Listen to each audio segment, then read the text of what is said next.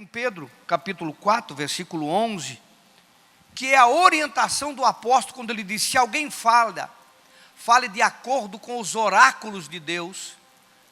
Se alguém serve, faça com a força que Deus supre, para que em todas as coisas Deus seja glorificado por meio de Jesus Cristo, a quem pertence a glória e o domínio pelos séculos dos séculos.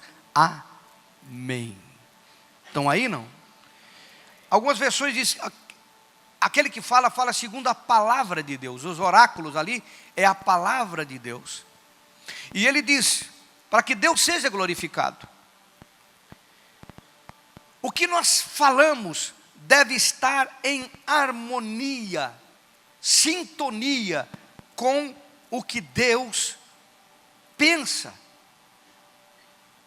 Deve estar em harmonia, em sintonia com o que Deus quer. Não está aqui o versículo, mas veio no meu coração. A passagem que o Senhor fala para o povo de Israel: eu sei os pensamentos que eu tenho sobre vocês. É pensamento de paz, não de guerra. É pensamento de bênção e não de tribulação, para dar o fim bom para vocês. Porque o povo pensava que Deus queria tratar eles porque eles estavam cometendo um monte de coisa errada, um monte de coisa incoerente, envolvido com idolatria. E o povo achava que Deus queria o castigo deles. Eles não, eu tenho pensamento de paz, de bênção, de vitória para a vida de vocês.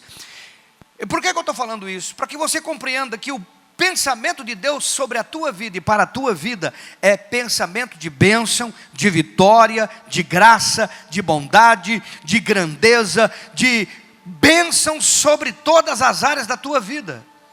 E por que eu estou falando isso? Porque você precisa falar segundo os oráculos de Deus, segundo a palavra de Deus.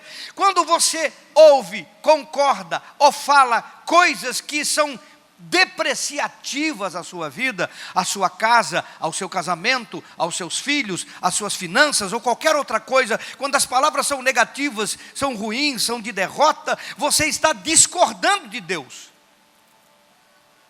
Porque se você ouvir Deus falar sobre você, você só vai ver Ele falar coisas boas de você. Só coisas boas. Por incrível que pareça, Ele só fala coisas boas de nós, que sabemos dos nossos erros e limitações. Às vezes a gente fica esperando, por causa da religiosidade e do que a religião plantou na nossa mente, um Deus que vai estender a mão, que vai dar um dedaço, que vai, não, agora, não, Deus, eu te amo, você é filho amado, eu quero te abençoar, eu quero te dar vitória, eu quero que você vença, eu quero que você seja feliz, eu quero abençoar a tua casa, as tuas finanças, eu quero que você seja próspero. Só coisas boas Deus fala sobre você, sobre a sua vida. Alguém recebe isso, irmão? Entenda isso então, para que quando você começar a falar, fale segundo a palavra de Deus, os oráculos de Deus. Porque o inimigo vai usar pessoas para falar contra. O inimigo vai usar pessoas para trazer só notícia ruim, só tocar no teu passado. Eu não sei quantos tem passado aqui, mas eu já estou aqui no meu passado, me condena 10. Tenho 2, tenho 1, eu já estou no 10. De vez em quando aparece alguém lá do tempo do EPA e toca no passado da gente, nas nossas limitações, na nossa raiz familiar, nas coisas que nós erramos como ser humano. Quem já errou aqui na vida? Levanta a mão, por favor, seja sincero. Levanta bem alto a mão. Diga: eu preciso da graça, do favor, do amor e da bondade desse Deus tremendo. Ele não nos tratou segundo os nossos pecados e não nos retribuiu segundo as nossas iniquidades. Aleluia. Uau. Então, quando for para falar, não fale aquilo que você vê ou aquilo que as pessoas dizem. Fale aquilo que você crê que Deus quer e tem para você.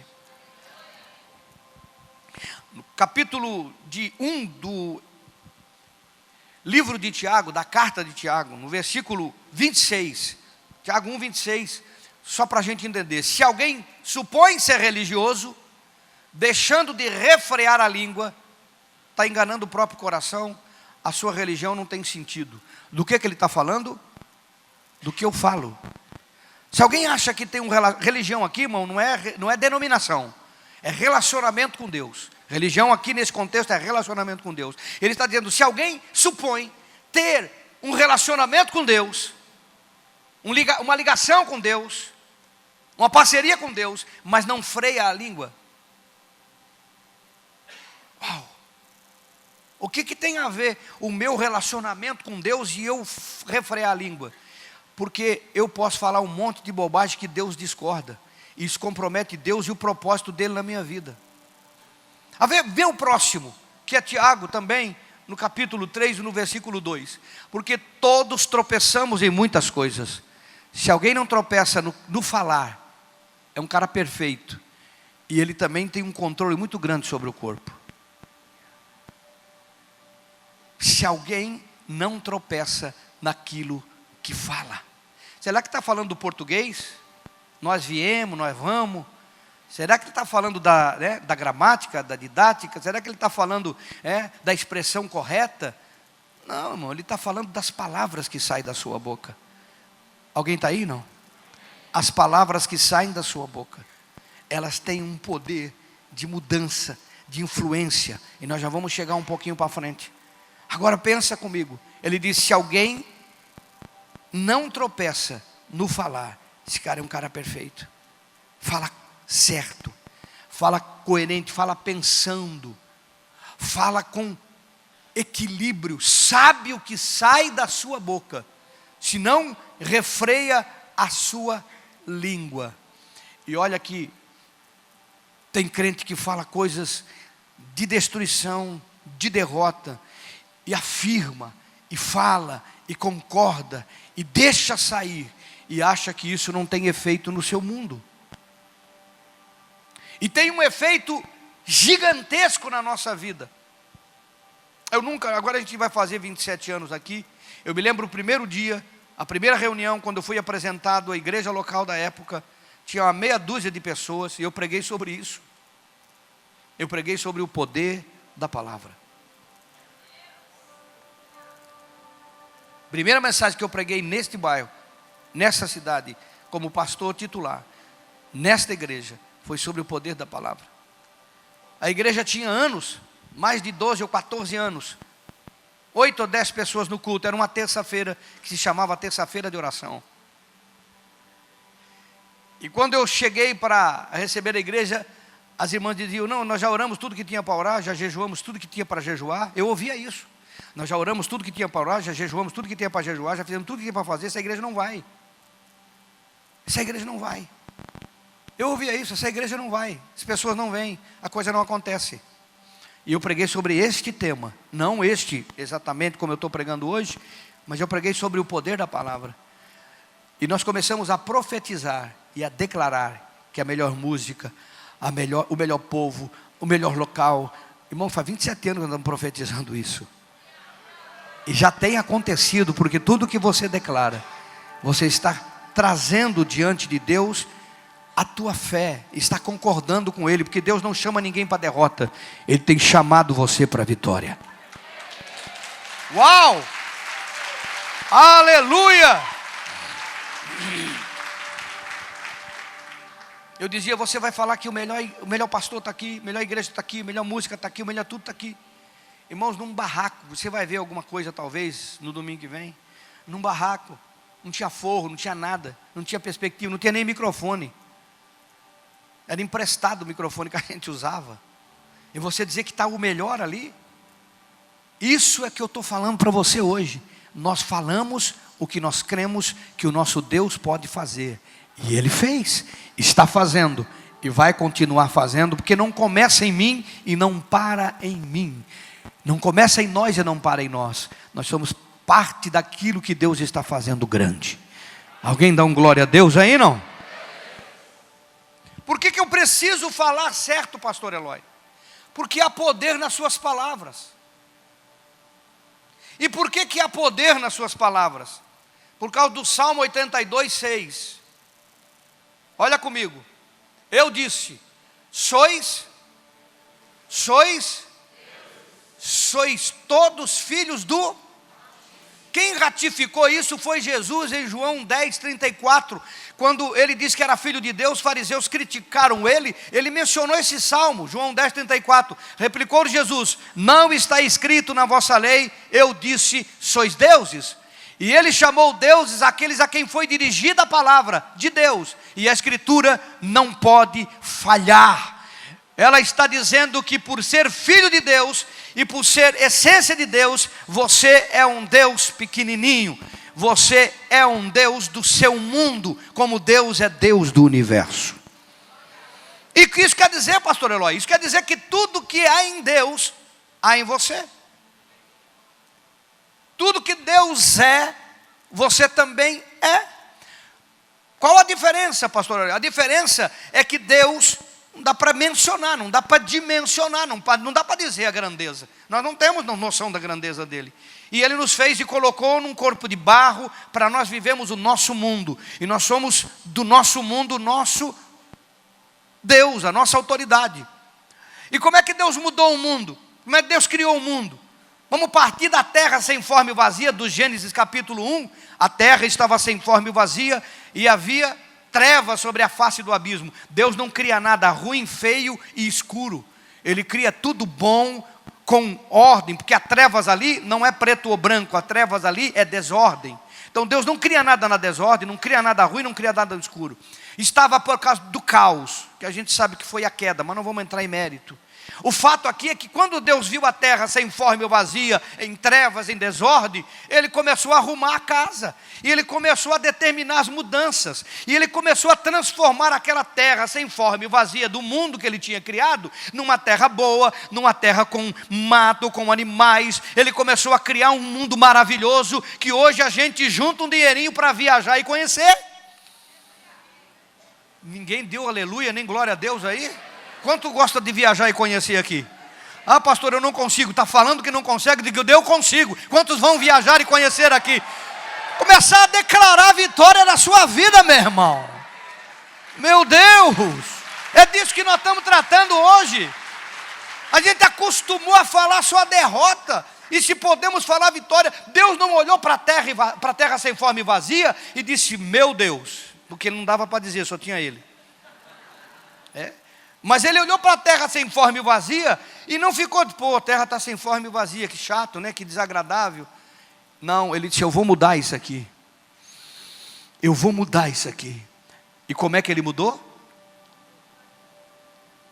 Está na sua Bíblia. Deus olhou para aquilo e disse, não vai ficar desse jeito. O Verbo se manifestou, de João 1. O Verbo se manifestou. E Ele então começou a falar. Haja luz, houve luz, haja firmamento, haja separação entre água e terra, haja dia, haja tarde, haja noite, haja erva, haja peixe, haja animais, haja floresta. E Ele começou a declarar, e do 1 ao 4 Ele criou tudo que nós achamos lindo, maravilhoso neste planeta, tudo que é extraordinário, que nos enche os olhos em toda a esfera desse planeta, Ele criou falando, declarando, afirmando. Aquilo que estava em trevas, sem forma e vazio, se transformou num planeta extraordinariamente lindo. Falou. E se você é Deus no diminutivo, você é imagem e semelhança, e Ele te deu o poder de falar. Você viu que os animais não têm o poder de falar? Eles cantam, eles grunhem, eles subiam, eles fazem um monte de coisa, mas eles não falam, eles não declaram. Você tem o poder de falar. Ah, fala isso para o seu irmão. Fala isso para o seu irmão. Você tem o poder de falar. Fala isso para o seu irmão. Você tem o poder de falar. Diga para o seu irmão, não é o poder de xingar, não é o poder de amaldiçoar, é o poder de falar. Alguém está aí, não? Porque Ele queria que você criasse o seu mundo também. O seu mundo, o mundo da sua vida, o mundo da sua família, o mundo da sua casa. É um mundo que você profetiza, determina, declara. Mas nós nos esquecemos disso. Nós nos envolvemos emocionalmente com as coisas e a gente deixa de viver o melhor de Deus. Porque nós vivemos na era do imediato. Hoje, se você dá um clique num portal, num site que você queira ver ou comprar, e ele demorar para entrar, você vai para outro. É tudo rápido. Rápido, rápido. Não é? É verdade ou não é? É tudo rápido. Mas o eterno não mudou. E os valores do eterno não mudaram. E aí a gente perde a bênção porque a gente quer declarar e no outro dia não aconteceu, a gente então desdeclara. Tem esse verbo, será não? A gente quer afirmar, a gente quer declarar e no outro dia não acontece, uma semana depois a gente espera. Não, estou esperando, uma semana. Já deu uma semana, 2 horas e 32 minutos, não. E não acontece, a gente começa a desfazer o que declaramos. Porque nós não concordamos com Deus. Quando fala concordando com Deus, 1 Pedro capítulo 4:11, fala concordando com Deus. Deus, ele não disse, haja peixes, e daí não houve no mesmo momento, aí o que ele fez? Não, então eu não quero peixe. É o que nós fazemos. Haja aves, daí não houve no mesmo momento, aí não quero aves. Nós não esperamos o efeito e o poder daquilo que falamos se manifestar em favor da nossa vida e família. Eu tenho uma família abençoada. Muito abençoada. Eu tenho filhas abençoadas, esposa abençoada, genros abençoados. Eu fui abençoado nesta geração. Eu tenho plena consciência disso. Eu não canso de agradecer o meu Deus. Mas eu sei que eu abençoei as minhas filhas com palavras desde pequenas. Desde pequenas eu declarava sobre elas. Desde pequena minha esposa declarava sobre elas. Nós somos perfeitos, somos seres humanos. Mas eu declarei sobre a igreja desde o início. Eu declaro desde o início. E nós precisamos entender isso. Quem está me ouvindo, quem está entendendo, dá um glória a Deus aí. Então, se o Salmo 82 diz que você é Deus, que Deus você é? Você é Deus do seu mundo. Você é Deus da sua família. Você é Deus do seu negócio. Você é Deus do seu trabalho, da sua empresa. Você é Deus dos seus filhos. Você é Deus da sua geração, dos seus netos. Você é Deus do seu casamento. Você é Deus da sua vida física. Eu não sei se você está entendendo a afirmação que eu estou fazendo, mas se a Bíblia diz que você é Deus, porque tudo que tem em Deus tem em você, toda a essência de Deus tem em você, se ela diz que você é filho de Deus e toda a essência de Deus está em você, as tuas palavras têm efeito quando elas saem da sua boca e são liberadas. Ele te deu palavras, não foi só para comunicar, foi para declarar a vitória sobre a sua vida e concordar com o que Ele já determinou de bênção sobre a sua vida, e afirmar e declarar, e não agir pelo que você vê, nem pelo que você ouve, mas por aquilo que a promessa de Deus diz sobre você, que o Eterno fala sobre você, e você concorda com Ele, mesmo que ainda não esteja acontecendo. Uou!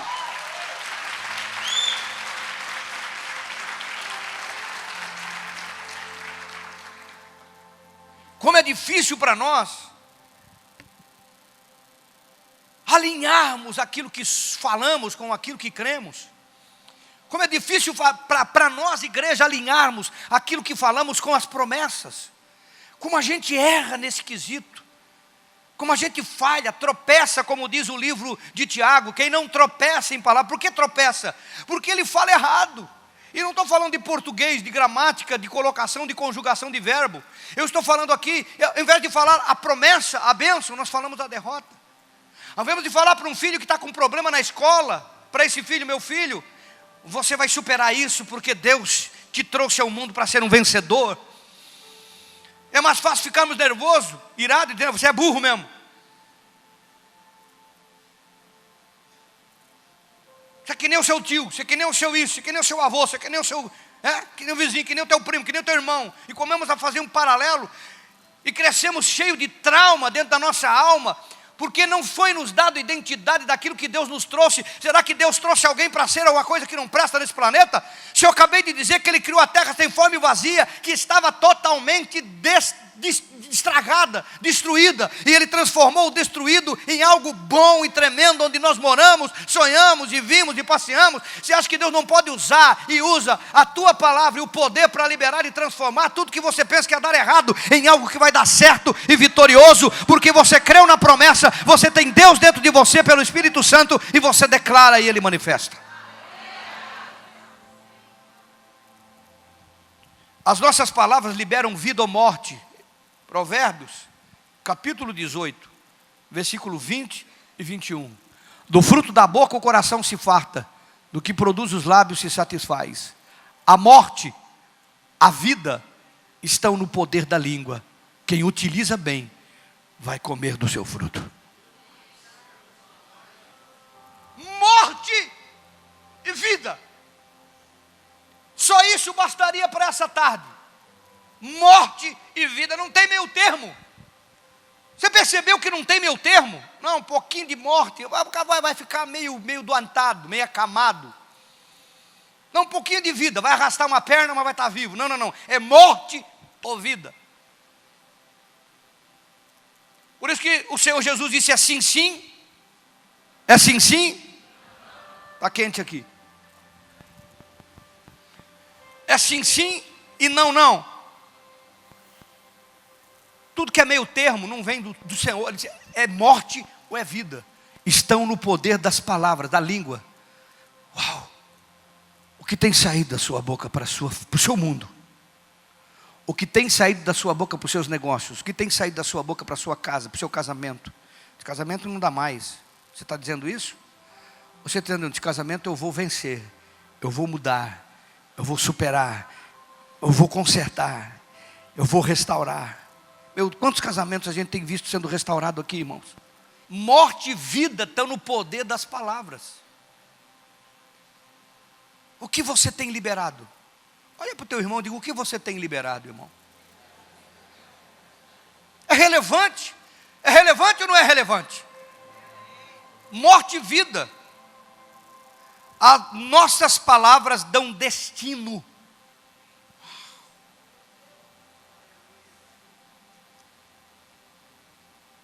Quando Deus disse que Abraão não seria mais Abrão, mudou o destino dele. Gênesis 17:5. Você não vai mais se chamar Abrão, mas vai se chamar Abraão. Aí não? Abraão já não será o teu nome, sim Abrão, porque por pai de numerosas nações eu te constituí. Uma declaração mudou um futuro e mudou toda uma nação. Uma declaração. É Deus que está falando. Você é Deus do seu mundo, irmão. Você é Deus do seu mundo. Você é Deus do seu presente, você é Deus do seu futuro, você é Deus dos seus filhos, você é Deus dos seus negócios, das suas finanças, você é Deus da sua vida. É disso que estamos tratando aqui. A inimizade de Esaú com Jacó, que durou quase uma vida inteira, foi por causa de palavras que o pai pronunciou a um e não ao outro. Está em Gênesis capítulo de número 27, do versículo 1 em diante, que eu não vou ler tudo. Isaac já estava velhinho, já estava ceguinho, não enxergava mais. E ele queria abençoar um filho, ele achava que ia morrer logo. E o que ele fez? Ele tinha uma bênção de primogenitura. A mãe, que era mais protetora de Jacó, ela chamou o filho de God, você vai vestir uma roupa peluda. Ela fez lá uma situação, eu queria que você entendesse isso. Ela fez toda uma situação, fez a comida, preparou todo. Por quê? Porque Esaú, ele foi caçar para trazer a caça para o pai, ele fazia a caça para o pai, o pai abençoava ele. Rebeca se meteu no meio, fez toda uma armação, botou roupa, botou pelo, fez a comida, deu na mão de Jacó, disse, vai lá e fala para o teu pai que está aqui a comida. Veja bem. Ele foi lá, então o pai disse, mas quem você é? Não, eu sou Esaú, por isso que... O anjo, quando brigou com ele, qual é o teu nome? Israel, Israel, porque ele precisava de uma cura interior, mas é outra coisa. Eu sou Esaú, chegou aqui, botou a mão, comeu a comida, ficou feliz, viu que tinha pelo, sentiu o cheiro da roupa. Não, ele mesmo, Isaac, eu estou falando, Isaac fez tudo isso. Aí Isaac pegou e declarou bênção sobre a vida de Jacó. Ele profetizou, ele abençoou, ele declarou sobre a vida de Jacó. Eu só te dei a referência para você ler em casa se você quiser, não agora. Ele declarou um monte de coisa vitoriosa na vida de Jacó. Agora veja bem, quando Esaú chegou com a caça e fez a comida, quando ele levou para o pai, disse: quem é você? Não, eu sou Esaú. Disse: mas o que eu abençoei então? Aí eles entenderam que tinha acontecido alguma coisa desagradável, que alguém foi lá e passou na frente, deu um miguezaço, coisa aconteceu. Agora presta atenção comigo. Eu estava lendo o texto e eu estava me emocionando e vendo o seguinte: Isaac não voltou atrás. Então se Jacó fez todo esse cambalacho, não está valendo. Está valendo. Saiu da boca. Está valendo. Deixa eu ver se eu leio com vocês aqui. É Gênesis o que ali?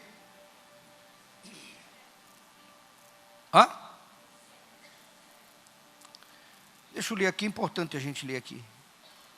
Gênesis 27, do 10 em diante.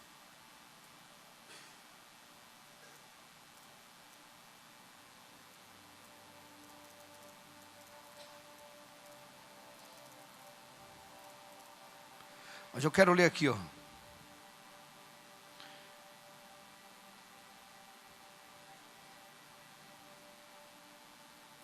A bênção de Isaac está do 28 para frente. Deus dê do orvalho do céu e da exuberância da terra, a fartura do trigo, do mosto, sirvam-te povos, nações, te reverenciem, sê senhor de teus irmãos. E ele vai falando até o 30. E daí chegou Esaú no 30, no 31 ele trouxe para o pai, e no 32 o Isaac disse: quem és tu? Ele disse: sou Esaú, teu filho primogênito. No 34, como ouvisse Esaú as palavras de seu pai, bradou com profundo amargor e disse: abençoa-me também a mim, meu pai. E respondeu o pai: veio teu irmão astuciosamente, tomou a tua bênção. E disse Esaú: não é com razão que se chama Jacó, está duas vezes a primogenitura. Disse ainda: não reservaste, pois, bênção nenhuma para mim? Então respondeu Isaac, o 37: eis que o constituí teu senhor, e de todos os teus irmãos lhe dei por servos, de trigo, de mosto, para fazer... que me será dado a fazer-te agora, meu filho? A palavra de Isaac no versículo 37. No 38, Esaú diz: acaso tens uma única bênção, meu pai? Abençoa-me também a mim, meu pai. E levantou Esaú a voz e chorou. Quem está aí, dá um amém. A bênção veio, foi liberada. A bênção foi liberada sobre um filho de um patriarca. A importância das palavras de um pai, de uma mãe sobre os seus filhos, porque a bênção, ela dá destino. A palavra, ela dá destino. O que você libera com a sua boca, ela dá destino. Enquanto você fica comparando com pessoas, enquanto você vê as circunstâncias do momento, enquanto você vê o que está sendo visto, quando você declara, você muda destino. Esaú era o forte, era o caçador, era o diferenciado, era o querido do papai. Jacó se tornou a nação de Deus, porque o pai declarou a bênção e a bênção veio sobre ele. Alguém está aí, não? Alguém está aí, não? Jacó na sua velhice deu destino aos seus filhos e netos. Está em Gênesis 49, do 1 ao 1 e 28. Isso eu quero ler com vocês. Depois de passar tudo que passou, depois de passar pelo Egito, quando ele estava no final da vida, o versículo 1 diz: depois chamou Jacó seus filhos e disse: ajuntai-vos, e eu vos farei saber o que vos há de acontecer nos dias vindouros. São estas as 12 tribos de Israel, e isto é o que lhes falou seu pai, quando os abençoou, e cada um deles abençoou, segundo a bênção que lhe cabia. Você pode ler em casa depois também. Quando você declara, você dá destino. Você vai ver que todos os irmãos de José tiveram um destino e se cumpriu. todos os irmãos de José, o que Jacó declarou sobre eles, se cumpriu. O que Isaac declarou sobre Jacó, se cumpriu. E o que você declara sobre a sua casa, sobre o seu casamento, sobre os seus filhos, sobre os seus netos, sobre a sua família, vai se cumprir, porque você é Deus do seu mundo. Quem está aí? Quem está aí? Quem está aí? O problema da vida da gente é que a gente não crê nisso, porque a gente vive o imediatismo. Faz hoje, semana que vem tem que estar acontecendo. A gente vive o imediatismo. Eu quero dizer para vocês, nós somos resultado de palavras de 10, de 15, de 20 anos atrás, de declarações, de afirmações. Meus filhos são resultados disso. E eu tenho certeza que os meus netos serão muito mais abençoados, porque nós temos declarado, temos aprendido e temos feito. Eu faço, eles também fazem. E você precisa entender isso sobre a sua vida.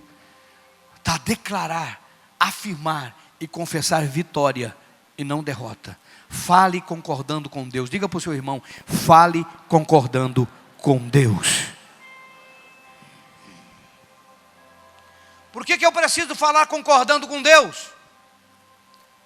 Porque as nossas palavras têm valor eterno.